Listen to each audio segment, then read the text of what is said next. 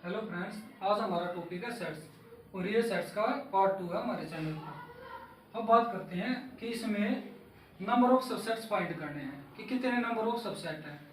तो इसमें कह रहा है कि कोई एलिमेंट्स है और उसमें एन एलिमेंट कंटेन कर रहा है। तो कह रहा है कि इसमें नंबर ऑफ सबसेट्स की संख्या कितनी होगी। तो बात करते हैं नंबर ऑफ सबसेट की। नंबर ऑफ सबसेट्स जितने भी एलिमेंट्स कंटेन करेगा जो मल्टीपल हो जाएगा 2 के एन में, यानी इसका जो आंसर है वो है 2 की पावर एन, क्योंकि इसमें एन एलिमेंट है। अब इसे एक क्वेश्चन से करते हैं एग्जांपल के थ्रू।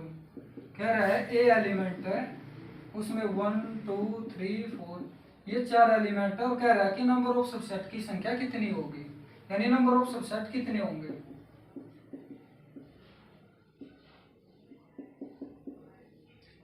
तो इसमें हो गए 4 एलिमेंट 1 2 3 4 और इसे हम करते हैं 2 की पावर एन करके, और इसमें जो एन है वो हमारा 4 है 1 2 3 4। तो 2 की पावर 4 इज इक्वल टू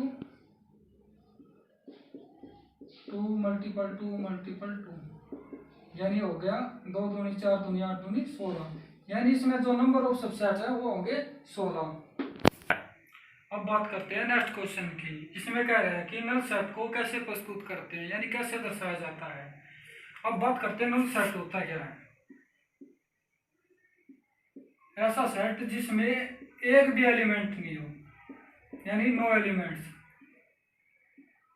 अब बात करते हैं इसे जो दिखाते कैसे है। इसको ऐसे दिखाते हैं, या तो हम इसे ऐसे शो करते हैं या फिर ऐसे, या तो ये होगा या फिर ये होगा। अब बात करते हैं नेक्स्ट क्वेश्चन की। बात करते हैं नेक्स्ट क्वेश्चन की। इसमें कहता है कि n इंटू एन प्लस 1/2, जिसमें जो n है वो पॉजिटिव इंटीजर है।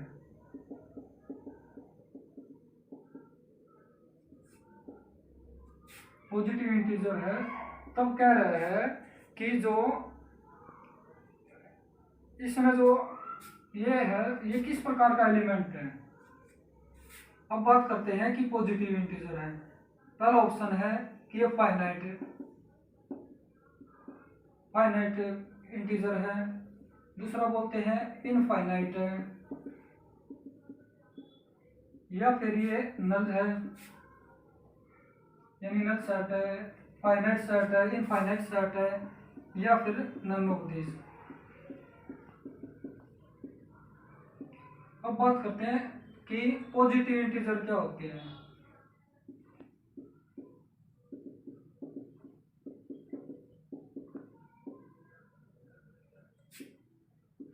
ऐसे नंबर जो +1 से स्टार्ट होकर और इन्फिनिटी तक जाते हैं, ऐसे नंबर को पॉजिटिव इंटीजर कहते हैं। बात करते हैं कि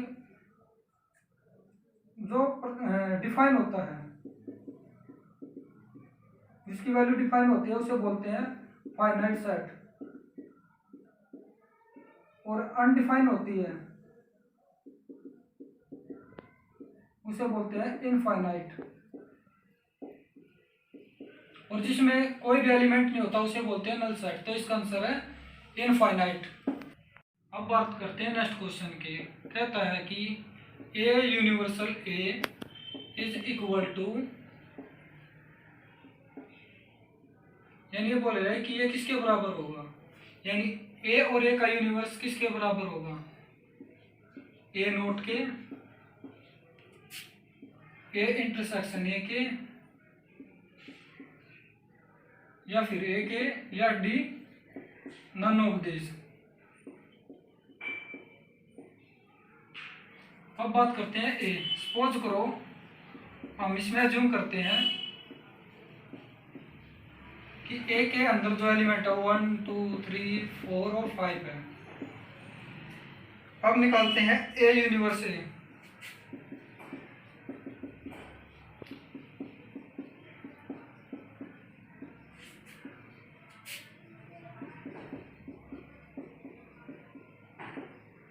तो तो इसका जो ए यूनिवर्स ए होता है, यूनिवर्स में क्या होता है कि ऐसे एलिमेंट जो पहले में भी है और दूसरे में भी है, और जो कॉमन होते हैं उसमें से को सिर्फ एक बार लिखते हैं। जैसे यहाँ पे यहाँ भी है और इसमें भी है, तो इसे 1 बार लिखेंगे, ऐसे ही 2 को, 3 को, 4 को और 5 को। अब हमने देखा कि जो एक एलिमेंट है उसका यूनिवर्स करने के बाद दोबारा हमारी जो वैल्यू है वो ए के इक्वल आ जाती है, तो इसलिए जो ए यूनिवर्स ए है वो ए के इक्वल है, तो हमारा आंसर होगा सी। अब बात करते हैं नेक्स्ट क्वेश्चन की। क्वेश्चन कहता है कि ए इंटरसेक्शन ए ये किसके बराबर है, यानी इज इक्वल टू,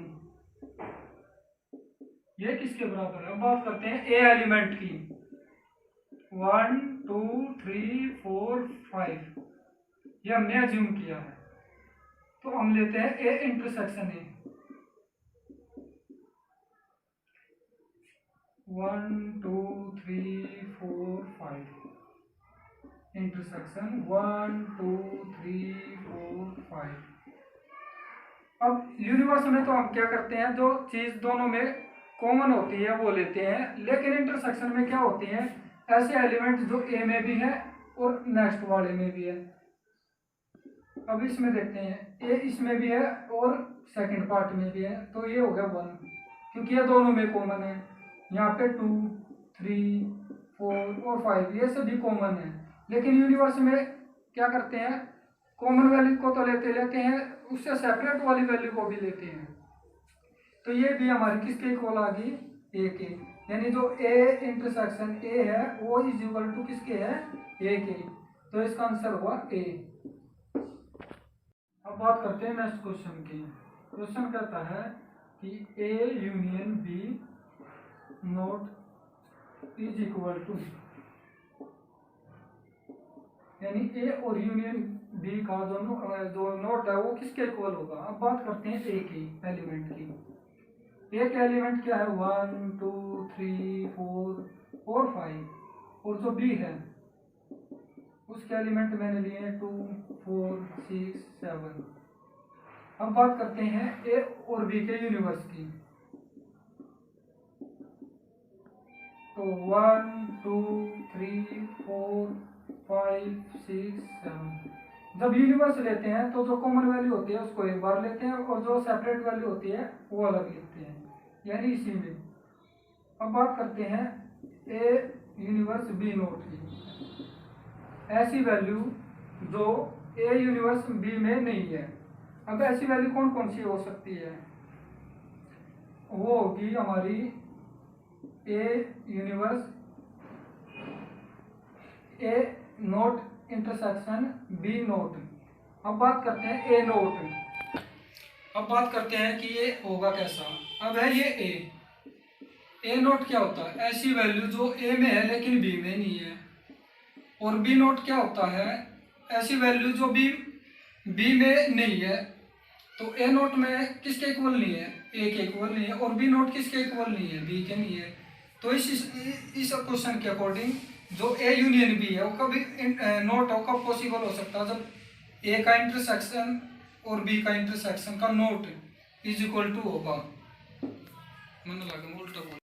अब बात करते हैं नेक्स्ट टाइप की। इसमें कहता है कि जो सेट ए के एलिमेंट है और बी के एलिमेंट है, कह रहे हैं जो सेट ए के एलिमेंट्स हैं बी के एलिमेंट्स हैं ये इक्विवेलेंट हो सकते हैं पर इक्वल नहीं हो सकते, यानी ये इक्वल नहीं हो सकते। अब बात कैसे है, जैसे हम इसे एक एग्जांपल से करते हैं। कह रहा है कि जो सेट ए है उसके जो एलिमेंट है वो 1 3 5 है, और जो बी एलिमेंट है उसके बी के सेट है उसके जो एलिमेंट है वो 2 4 और 6 है। अब बात करते हैं इसमें 3 इक्विवेलेंट है और इसमें भी 3 इक्विवेलेंट है, यानी जो एलिमेंट्स है यानी इनके जो इक्विवेलेंट है वो इक्वल है, लेकिन क्या ये इक्वल है। अब बात करते हैं ए में है 1 3 5 लेकिन बी में 2 4 6, यानी इसमें जो ए में है वो बी में नहीं है, जो बी में है वो ए में नहीं है। इसलिए जो ए और बी के जो सेट्स होते हैं, ए बी सेट हैं, इनके जो एलिमेंट्स होते हैं वो इक्विवेलेंट हो सकते हैं लेकिन इक्वल में।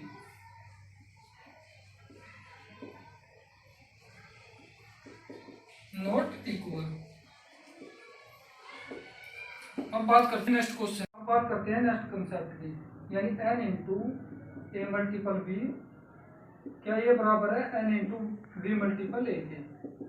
तो जो ये होता है n इंटू ए मल्टीपल n इंटू बी के, और ये भी क्या होता है n इंटू बी। अब इसमें मल्टीपल को आगे लिखे या पीछे ये हमेशा इक्वल होते हैं, लेकिन ये नॉट इक्वल, यानी इनके जो प्रोडक्ट होते हैं वो इक्वल नहीं होते, लेकिन जब n नंबर्स के साथ ये मल्टीपल में आते हैं सेट्स के साथ, तो ये हमेशा इक्वल होते हैं। अब बात करते हैं नेक्स्ट कंसेप्ट की, इसमें n a union b is equal to n a plus n b minus n a intersection, इसको हम डायग्राम के थ्रू करते हैं। तो ये हो गया हमारा यूनियन, और ये हो गया हमारा a, ये हो गया हमारा b, और ये जो हिस्सा ये होता हमारा इंटरसेक्शन। अब बात करते हैं इसके नेक्स्ट कंसेप्ट की, n into A union B union C, ये किसके इक्वल होता है, ये होता है N A plus N B plus N C minus में N A intersection B B intersection C minus में N C intersection A plus में N into A intersection B intersection C. अब बात करते हैं इसे डायग्राम से कैसे करेंगे।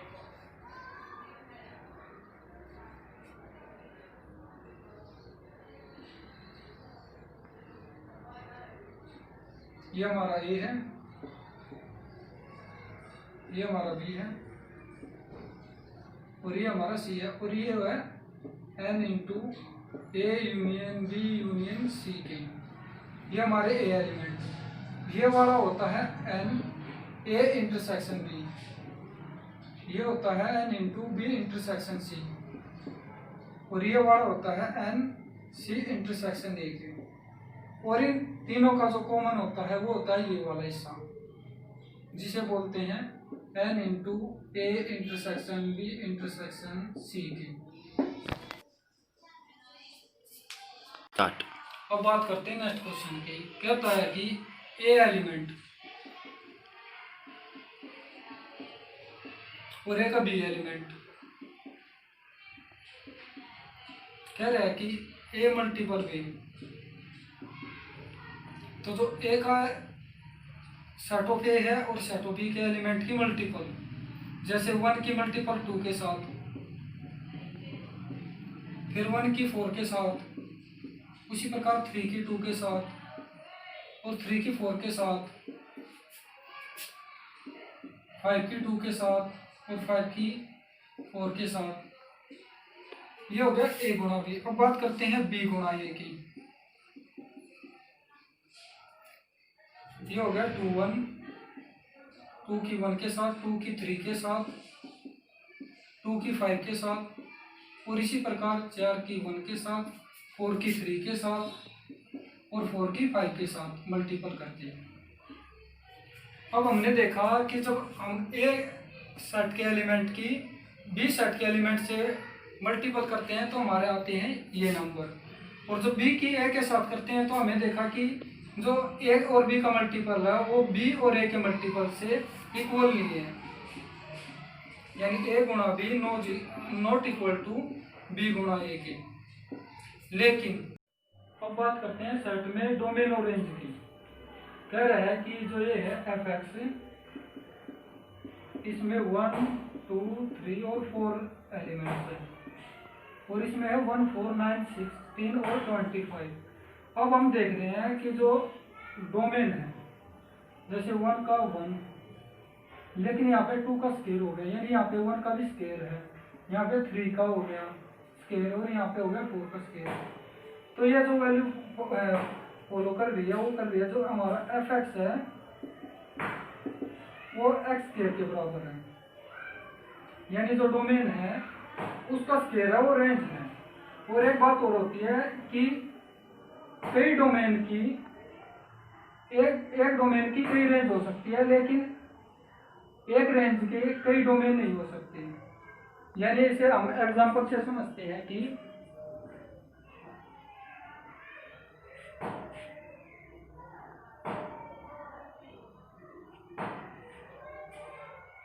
ये आ गए यहाँ पे 1 2 3 4 क्वेश्चन की। जैसे डोमेन है, इसकी रेंज 1 भी हो सकती है, 2 भी हो सकती है, 3 भी हो सकती है और 4 भी हो सकती है। उसी प्रकार जो हमारा 2 है, यह 2 की भी रेंज हो सकती है, लेकिन एक रेंज की कई डोमेन नहीं हो सकती, ये नहीं हो सकती और इसकी ये भी नहीं हो सकती। यानी कुल बात ये है कि जो डोमेन होते हैं, एक डोमेन की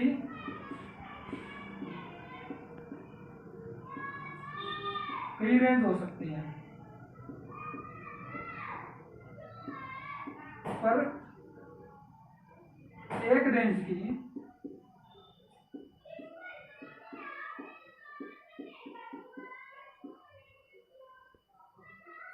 कई डोमेन नहीं हो सकती।